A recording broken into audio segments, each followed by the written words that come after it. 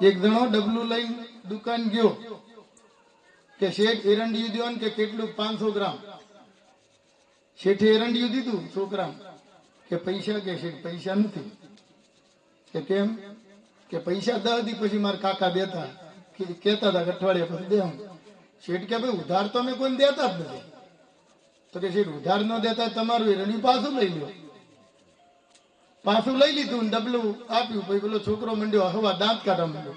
શેઠ કે પાછું લઈ લીધું ઉધાર ન દીધું તો તને હસું એનું આવે?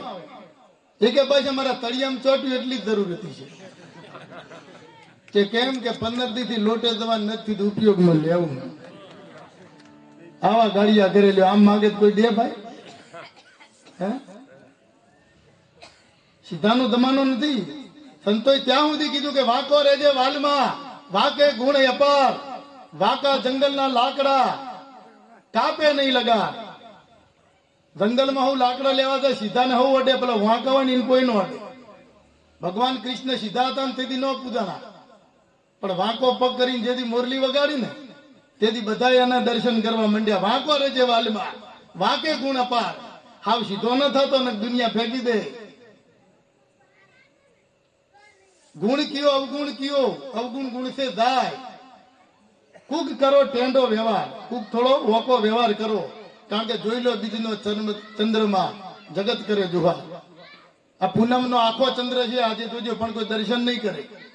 પણ બીજનો દોઢો છે ને તો બધા નમે. પેલો થોડોક છે તો જગત જુહાર કરે, અને પૂર્ણ છે તો કોઈ નમતું નથી. ગુણ કીધો અવગુણ થાય, ટેંડો કુછ કરો વ્યવહાર. બીજ કો દેખો ચંદ્રમાં જેને જગત કરે જુહાર. શ્રમ હિતે શ્રમ મિલતે શ્રમ બિના ન કાય. સીધી અંગુલી ઘી કાઢો તો કબહુ નીકળે ન કાય. થીજી જેલ ઘીમાં આંગળી કાઢીને કાઢી લ્યો તો કઈ ન આવે. શેદ વાંકી કરો લૂંદો ભરીને આવી લ્યો. જગતમાં શેદ વાંકો વ્યવહાર જરૂરી છે. હારની સામે નહીં પાછો. એવું નથી કહેતા સંતો તમે વાંકા રહ્યો, વાંકા ચાલો.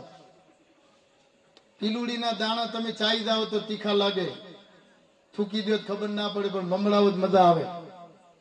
એમ જગતમાં એવા લોકો હોય મમડાવા પડે. ભાઈ બંધ ખરાબ હોય તો ત્યાગ થાય, પણ કુટુંબમાં કાકો ખરાબ હોય તો શું કરવું લ્યો? નભાવવું પડે જ નહીં. હે કારણ કે ભેગો આવ્યો, જોઈન્ટ થયો. 10,000 નો બળદ લ્યો તો ભેગી બગૈયું આવે, એના નોખા ચૂકવવા ના પડે 500-800, કારણ કે હારે આવી છે. કઈ કઈને ઉપાધિ નથી, પણ મંથરા ભેગી આવી હતી. આ ઓગળી આવે ને ઉપાધિ બહુ કરે. હારે આવ્યા હોય ને એ તમારે છૂટકો જ નથી. જ્યાં જેની જરૂર છે તેને ન તડાય. બાકસ ઘર હળગાઈ દે તો રોજ ઘરમાં રખાય. બાકસ ઘર હળગાઈ દે તો એને ઘરમાં કાયમ રાખવી પડે. જે જરૂર છે, 10 માળનો બંગલો હોય, સ્ટાઇલ ચોટાડ્યું હોય, અંદર ભગવાનના મંદિર હોય, તોય અંદર એક ટોયલેટ કે જાગૃત હોય.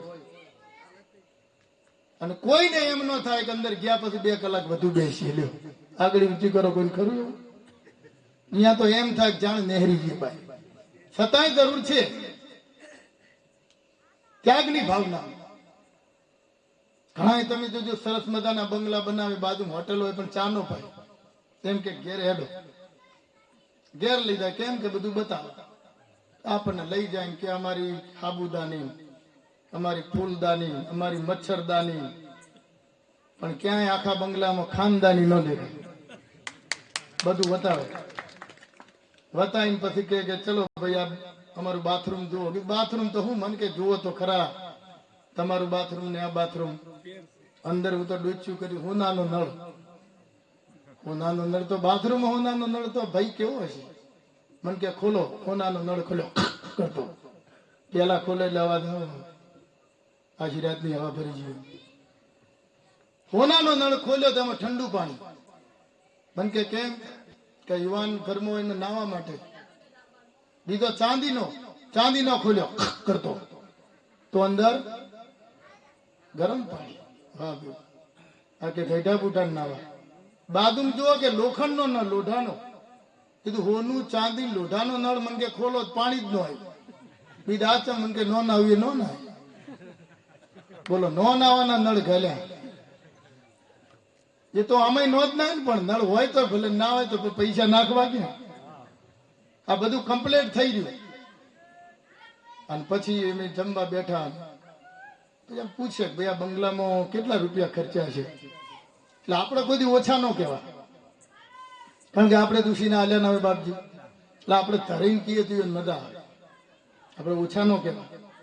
એટલે આપણે કે બંગલામાં ભાઈ 45 લાખ જેવું ખર્ચા આવ્યો છે. તો કે આ બરોબર એટલા થયા. જો ઓછા કહો તો એનું મન બગડી જાય ને આપણે થોડું રહેવું વેર ઉભા કરવા એના કરતા હારીને કહેવા.